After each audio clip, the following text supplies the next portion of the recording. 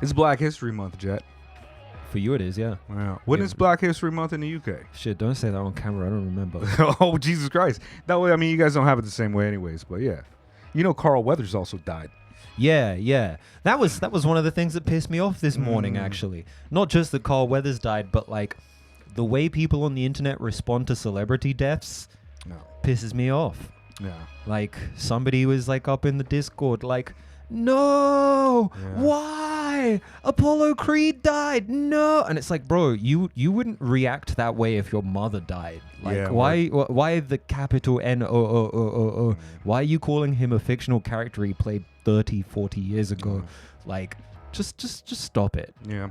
Stop well, you know, I think you got to let people have their sports moments and have their celebrity deaths, because right after that it's back to the void. Yeah. Back to the void. No, this is entirely on me. I don't know why I'm mad today, bro. No, I get it. I don't know why I'm mad today. Well, that's good, because we as black men here, as angry black men, you guys know Mega. I'm angry all the time. Secret House Against. Today, Jen and I are here in Tokyo to discuss the sophomore album by Angry Blackmen, The Legend of ABM.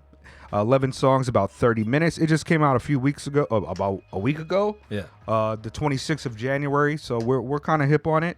The Angry Blackmen are Quentin Branch and Brian Warren. They are a Chicago-bred and perhaps based MC artist group. This is their sophomore follow-up to the 2020 LP Headshots, which came out on Death Bomb Arc, I think.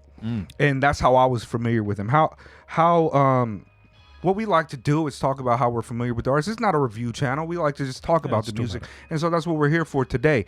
Shout out to all the people that we collab with and people that rock with us and support us. Shout out to Noname Book Club. We got Caltrops Press, The Sonic Cloth. Also, we are big supporters of the Rap Music Plug podcast. Can I speak? Rap Music Plug podcast. Join our Discord and do all those type of things. Consider joining our Patreon. We're going to get really popping this year. But Jet. Yeah. How are you familiar with Angry Blackmen? Well, anytime me and my friends look in a mirror, we see them. So I was going to say, I've known Angry Blackmen since I was born, about day 3 when I first saw my father and shit. Yeah. So, my entire life. But as far as these two specific, particular Angry Black brothers, were you familiar with the first album that came out? By name. Okay. I didn't listen to it. Yeah, I'm certain that I found out about them because JPEG Mafia used to be on Death Bomb Arc, right? Yeah. And then like Dos Monos also. Shout out to the homies Dos Monos. Those are our people. We rock with them. They've been on the show, not this show, but my other show here in Tokyo. And friends, they're dope. They were on Death Bomb Arc, and I feel like that's kind of how I got familiar with Angry Blackmen. But also, I recall they followed us maybe 4 years ago, something like that, when it first dropped. Mega Late Show podcast type of shit, and I've known about them since then. I thought that the first album, Headshots, have you heard that? No. I thought it was pretty good. I thought it was a little undercooked, and I was waiting to see kind of like where their artistry went, and not just, it was just my own personal kind of ideas about the work, but I thought it was dope enough to stay clocked in and wait for something else to come out, and it's been a while, but here we are. Indeed. Okay, so this is your first listen to these folks. My first listen. Okay, that's dope. How many times did you listen to the album? 3 times. I got 3 as well. Yeah, I got 3 as well. 3 full listens of the album, just to be clear, with our assessments or whatever. I don't even know if that matters to people. Like, how many times do you think like a Pitchfork writer listens to an album, or Fantano, or any of these cats? Who knows? Who cares? Anyways, I like that about them too. They like to point a finger and be like, fuck a lot of pop culture stuff. They toss a middle finger at Fantano on this, or a line or two. Toss a middle finger at Pitchfork as well. And as I was researching, I saw that they actually were getting some looks from Pitchfork. outlets. Yeah, they got like I didn't read the article, or I don't remember who it was written by either. I saw on Angry Blackmen's Instagram that they'd gotten like a 7.6 from Pitchfork. I didn't read the review, but they got a favorable score from them. I don't think it was BNM. Okay. I wouldn't know. I saw the score.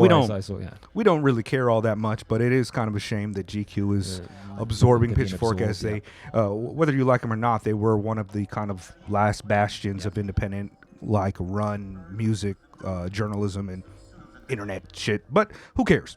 Anyway, Secret House. Let's get right into the album then. Well, these Angry Black Brothers. Yeah, it was pretty good. Yes, that's it. Signing Thanks, off now. everybody. Yeah, don't forget to like, comment, and subscribe. Yeah, no, I for the most part, I like this album. I think there's more hits than there are misses. I think it's great in places. I think it's pretty good in other places. I think my issue is that when I get presented with an album by an artist or group pair of artists called Angry Blackmen, I hope they take it all the way. And I kind of wish they'd gone further with not just the angriness or whatever, because the album is multifaceted. There's a lot going on. I want to give a shout out to Formance as well, who produced the record. Okay, I wasn't aware of that's a person. It's a person. What's the name? Formance or Formance. Yeah. Okay, I thought because I think on my Spotify it didn't say. Right. So and I didn't do any research because I just didn't.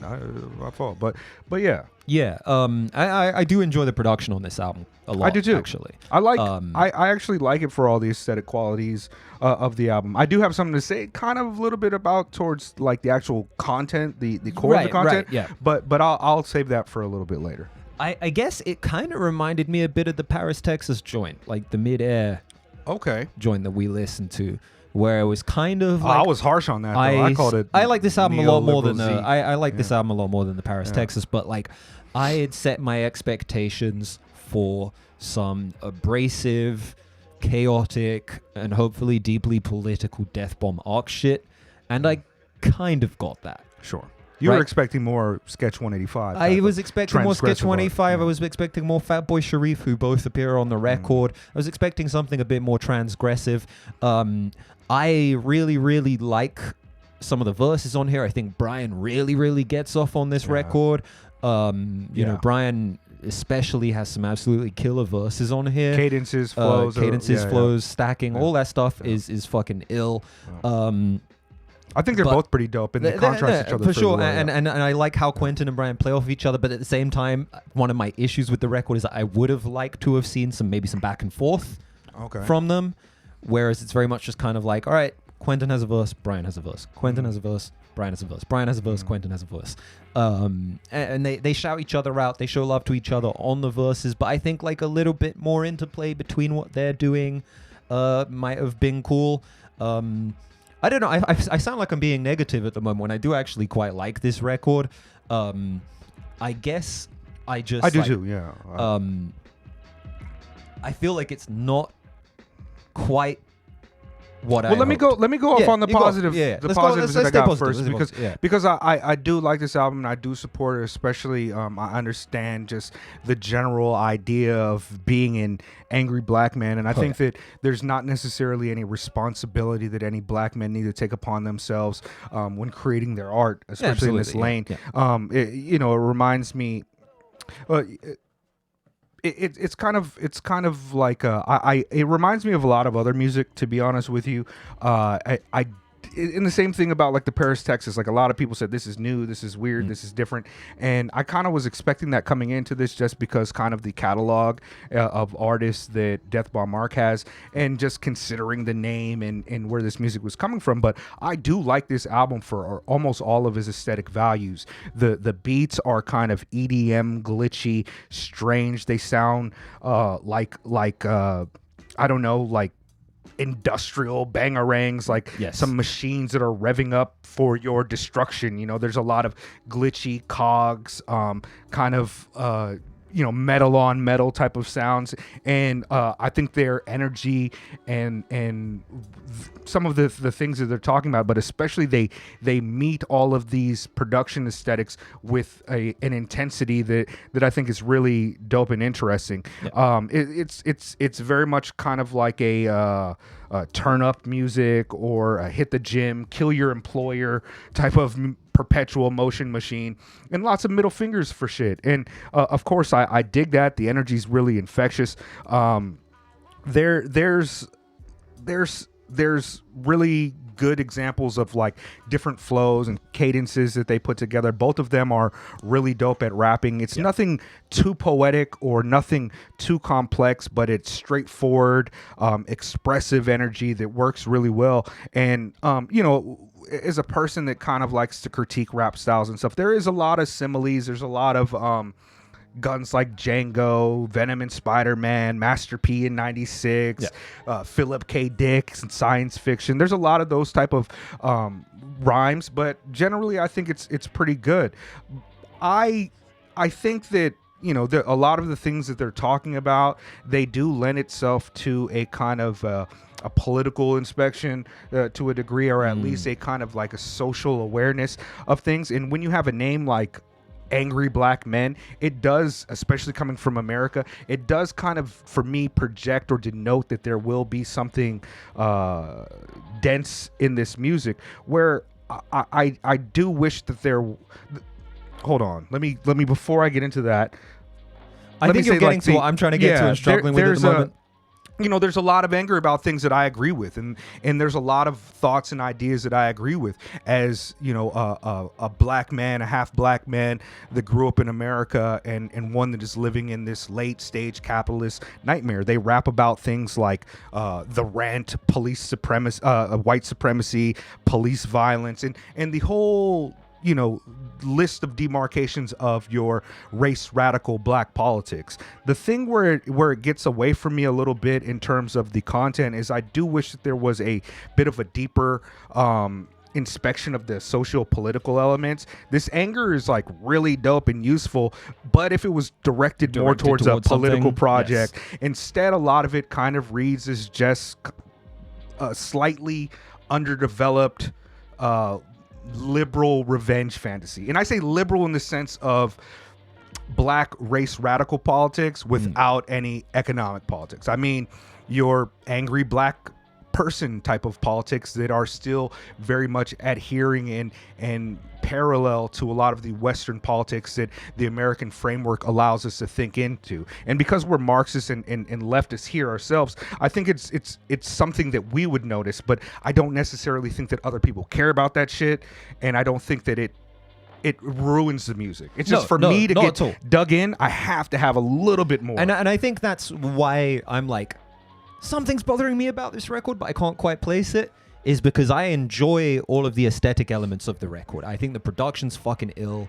I really like some of the verses on here. Both Brian and Quentin get off. I highlighted Super Brian dope. just because, like, Brian's fucking with the FNA verse. Oh, the second verse on like that, right? Second like the verse, kind of triplet, double, yeah. Like, whoo, like, yeah. Brian Fire. goes. These guys off they're on, dope like, as they're fuck. Fucking ill. They're fucking ill. Dope as fuck. I also think, like, now that I'm looking at the track list, second half of this album really, really worked for me. I think it took me a little while to... I don't even think it's a matter of acclimatizing. I think the tone of the record changes a little bit. All the guest features are in the second half. That's right. But, like, from Fuck Off onwards... shouts out to Fuck Off, great track. That was when, like, I kind of came on board. Whereas initially, I think I was kind of like, okay, yeah, this is cool. I had the opposite. Okay. I mean, I enjoy the guest features from Sketch and Fatboy Sharif, especially, Fatboy Sharif, friend of the show. We've got his new album that's dropping on Valentine's Day. We'll be putting out something on that. Huge supporters of him and Sketch. We love both of them. And so, of course, I was going to love that. And I love what they do on those verses and musically. But the first half of the album, I was like, oh, shit. And then it was towards the end where the kind of maybe like the third part of the album, what would it be, like 3/4 of the album in, is where I was like, okay, cool. But they rounded off very nicely at the end, and that's where I kind of really was like, okay, I like this project. I thought it would begin to wear on me a little bit, like with the energy, but then I just got kind of pulled back in because that last track, there's like a magnum opus, right? The last track it's kind of like a great etheric kind of sounding ender to an album of lots of pings and bangs and clicks and explosions, so to speak. It opens up as if like the machines have turned off, and now all you have is like latent heat and steam coming off the machines to give it an opening. And I think it was a very smart ending, and I thought it was dope. So well, because after the rage subsides, often it is just that hot, burning ball of metal anger in your chest, right? And that's what I get, the catharsis at the end of that record. At the end of it all, there's like a beauty to it. Like you say, it's the steam rising off the machine, right? I think maybe I don't know, like tracks like Stanley Kubrick, Legend of ABM, Grind, Suicidal Tendencies, like they're good. They're good tracks. There's some great verses on there. I enjoy the delivery. I enjoy the production. But I felt more drawn in the second half. I think there's a bit more of you said from Fuck Off on? From Fuck Off on. Dead Men Tell No Lies, Sabotage, Outsiders, Magnum Opus. I think those tracks are the ones where I feel like maybe because there's features on there, it lends like an extra layer. Yeah, there's a little bit more depth to the tracks. There's a little bit of like from Dead Men Tell No Lies, which is track 7 on the album. That's a little bit area-theric right there too, where instead of the bing bong bong, like this clanging, which works really well for their style, but it does change up. And we also have Nordra, who provides a bit of a softer tone and harmony with the singing, and also on the last track featuring Abby from Mars, there's just a little bit of a variation to the kind of sound that they established in the first half. I do feel as though, as I was listening to this, one of the issues I had is because the energy for the music, I was wondering how this was. I don't want to, our third member, El Spade, talks about compression and the way that the album should sound. And for some reason, I couldn't turn this up loud enough. I felt like it should be louder to me. And I've turned it up on all my machines and everything. And it's mixed like very clearly. You can hear everything, but it feels as though like it's compressed by something that I just can't get this to make my ears bleed. And I want that. Yeah. And I want that. Is that the sonic quality of the record, or is it just that sense of like you're not quite getting the catharsis from the record that you want? It could be both. I'm not like a musical engineer or anything like that, but I kept on feeling like I needed to just have it be louder for me to meet their level of intensity. And then I just wasn't getting. I tried different headphones. I tried in here. I tried in the living room. Just to kind of see where it was at. I mean, I'm no mixing engineer, but I think the album sounds great. Yeah, it does. That's one thing I just couldn't get it up. Yeah. When you compare this to a Blackie or a JPEG Mafia or a Death Grips or your Death Bomb Arc staples, clipping, your clipping, I think this album sounds really, really good. It's great. It's a for all of the kind of non-album aspects that we're discussing, like. The album's great. I think if somebody was like, "Yeah, this is one of my favorites of the year," I'd be like, "Well, yeah, cool, man, great taste. I fuck with it." And I do. I think that there's a lot of standout verses. I didn't necessarily write down bars like that because their writing is not necessarily my wheelhouse of rap styles that I like. I'm not like a Eminem super lyrical type of guy, but I mean, this is. It's like there's a poetic aspect to it, but there's like a straightforward intensity, like a Tupac intensity that just doesn't meet the kind of eloquence that I get from an artist like that. I just think the rap is really good, but again, like I feel like there's not all music needs this, but I feel like there's kind of a level of abstraction here that kind of prevents me from being all on board. Like the name automatically, I think will. And I don't know how it's being received, but I think it automatically will garner support by white neoliberal allies, just making them their darlings for the righteous anger. The very KMD-esque symbol like that you see on the logo. And it's like it's going to create think pieces about generational trauma and such in paragraphs. And I'm like, bitch, that feels good, but it ain't enough. And this is how I feel about it. Like one of the things that we praised Sketch's album with Jeff Markey about was that transgressiveness. Yes. And I do think that dialectically there's an issue between transgressive art. Like, not all art is created equal. There's a lot of transgressive artists who are pretty trash. The entire alt-right practices a transgressive form of antisocial politics that are discussing. But I do think that this type of transgression, I would prefer if it was directed somewhere other than this deep kind of nihilistic cynicism that comes coupled with anthems about getting money. Yeah. Okay. So the cult of the moral transgressor. On a micro level, like if we look at Grind, right? I love that beat. That beat's fucking crazy. It's got a bit of a southern hip hop thing going on. Like it's a bit of like a Lil Wayne or something like that. But then it's combined with the industrial sound. Mm-hmm. It's got that weight and that heaviness to it. It bangs. Like I'm sure it sounds really good in a car or really good in a club. And at its core, like the track. Money on my mind when I rhyme. Money on my mind when I rhyme, get a dime. But like it's almost there, right? It's like we're doing this just to get a little bit of money, just to collect a dime, working very hard, and but at the same time, it doesn't direct that rage anywhere. It just kind of turns into like, oh, I'm getting money, I work hard, I'm on my grind.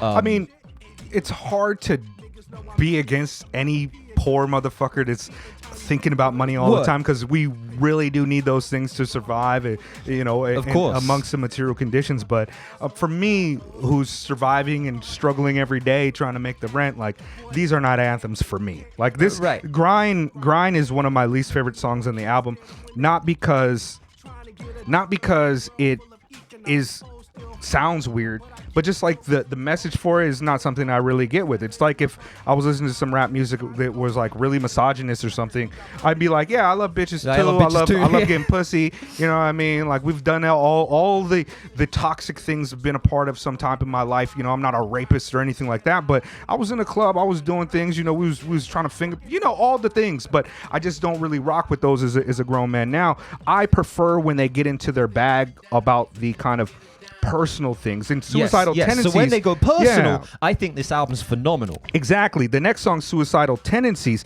does get into that a little bit. The second verse talking about stress, pain, anxiety, being raised in Section 8. To me, those are real material things that there is something to be a little bit upset about, and insight into their lives, being off alcohol, how the music is therapeutic. I like those Quentin personal goes aspects. Crazy on that track. That beat switch is super dope too. But, like, I like that stuff, and I like the transgressive aspects about like a bunch of cracker kids hype up music on the internet. I'm all for that. Like, I don't care if it's the primary demographic of people purchasing your music. I like those type of things, and shout out to all the white homies too. But I'm talking about real, actual white ally homies who have done the knowledge and shit. And this music does get away from me from times when it's working like a slave had a dream and a vision. Like, it don't. My ancestors did not dream to be working a 9 to 5 just to get a dime, or slaving to get a dime. It's just weird to me. But I think, again, we might be taking this off the rails a little bit. Yeah. So this is where I'm kind of struggling, because I do like this record, and I feel like I'm being negative about it because it doesn't necessarily appeal to my wheelhouse. Yeah. But at the same time, or the fact that it does appeal to my wheelhouse, I love subversive, noisy, aggressive rap. Yeah.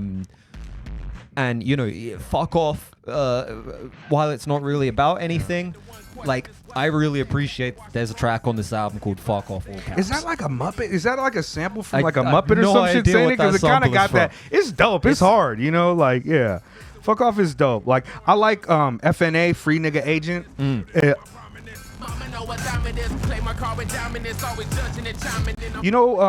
It kind of reminds me of like old Food for Animals. It reminds me of Lab Waste, Ad-Lib and Subtitle. It kind of reminds me of that. And you know who else this music kind of reminds me of too? Brian Eno's. Okay. Infinity. But Brian Eno's, Brian Eno's leans more into the leftism than anything on this, but also very dope. I would recommend, if you like any of those artists, like Food for Animals, Lab Waste, Clipping, Brian Eno's Infinity Knives, if you like any of those artists, I think you'll rock with this a lot. And I think that Yeah, this shit is fucking fire. It's a absolutely. It's a great album, and I don't want to discourage any of people watching this from it just because it doesn't necessarily click with us in our politics. You know, to be a Negro in this country and to be relatively conscious is to be in a rage almost all the time.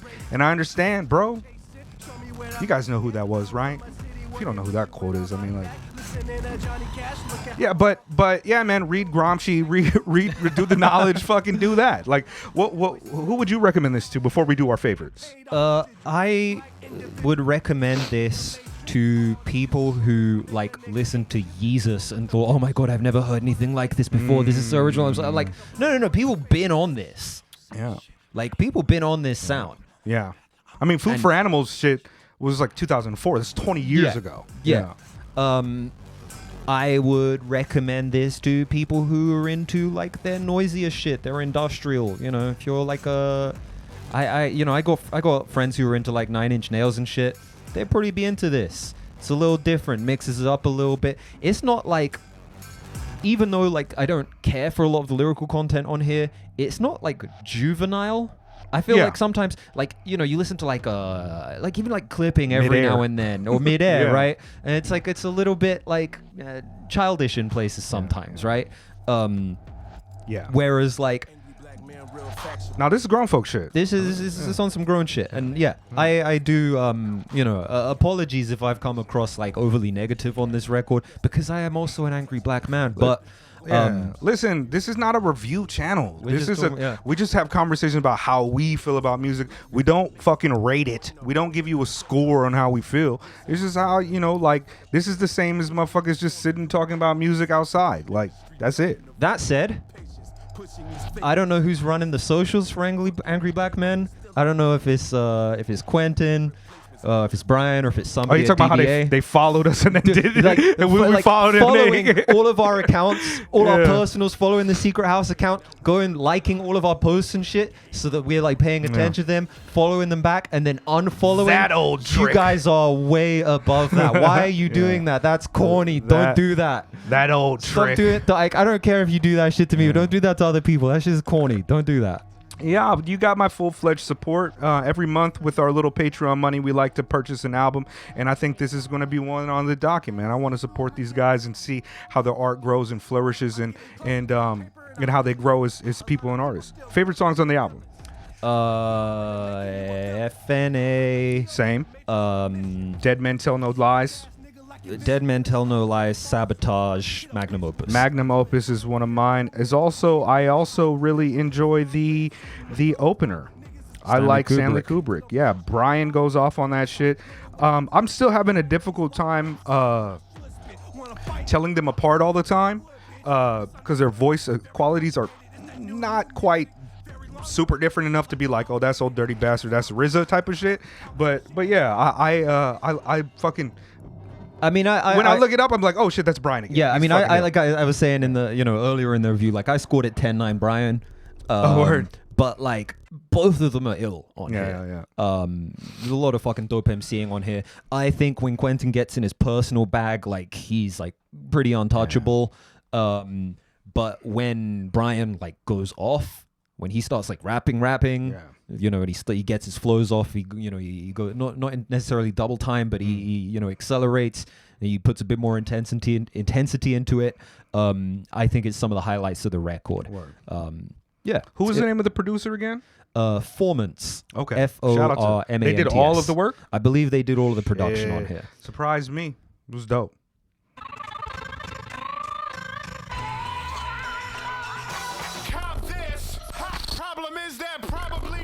This is Food for Animals, by the way. Yeah.